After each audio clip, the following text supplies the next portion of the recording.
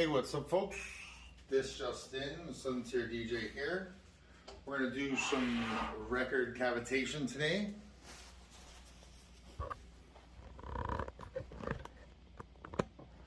And for those of you that don't know what record cavitation is, that means we're going to clean, deep clean with water and sound the vinyl grooves, or the grooves on all of our vinyl records. So, first and foremost, since I'm working out of a dirty basement, we got to make sure we have a nice, at least wiped off space we can use to lay out all of our equipment on. So, we're going to lay out our towel first. And then we're going to start putting our equipment in place. The equipment, I'll go through each of the pieces. And what they do. So, first and foremost, and let me go ahead and pause this for a sec. Okay, so I've... What we've got here, obviously this is,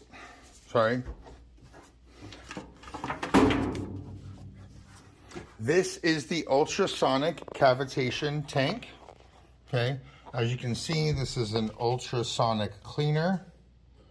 This particular model has heat, has timer function, and it vibrates, I think, at around... I don't know, I think it's, hang on, let's see, like 40, yeah, it holds 6 liters.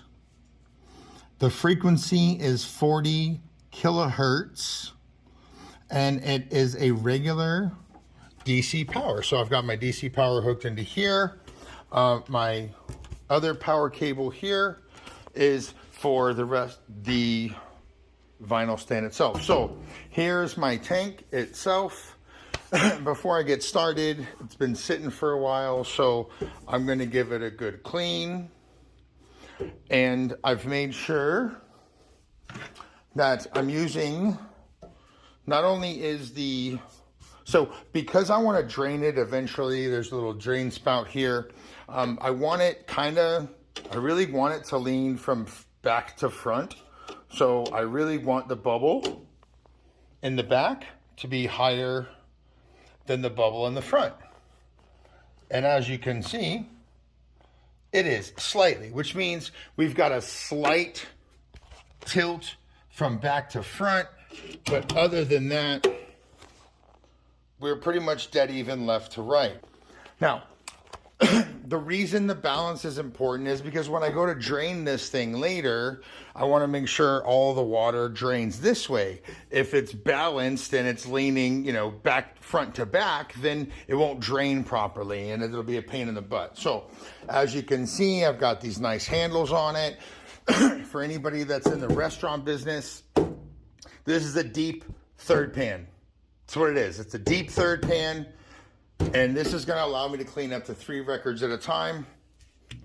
Over here, I've got my vinyl drying rack, which is adjustable. And basically, I've got these little teethed grooves that are on the top and bottom on both sides. And these are designed to hold records at specific intervals so they dry properly. Here is my mechanical arm that I will center left to right, and then this will also, with this little swivel nut, drops up and down. This is where this motorized plug goes in, and what this does is this spins the vinyl and it rotates it once you lower it. So we fill this with water and cleaner, we put records on here, and then we lower it down, we turn it on, and we just let it do its job. This thing turns like a rotisserie oven. The other tools, we're gonna need measuring spoons for our cleaner. We've got these little plastic spacer discs a total of 9 we have in the kit, and 3 together are roughly an inch. So, and with cavitation, again, cavitation, C-A-V-I-T-A-T-I-O-N, cavitation.